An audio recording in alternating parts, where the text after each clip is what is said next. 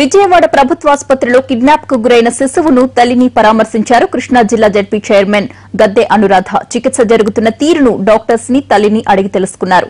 ప్రభుత్వం తరపున అన్ని విధాలుగా ఆదుకుంటామని తల్లికి హామీ ఇచ్చారు అనురాధ. అనంతరం చైల్డ్ కిట్ కూడా అందించారు. అక్కడ 500 పైన ఉంటారు. మరి వచ్చినప్పుడు అందరూ చాలా తొందరగా బయటపడినారు. కొన్ని మనం జరుగుతుంది.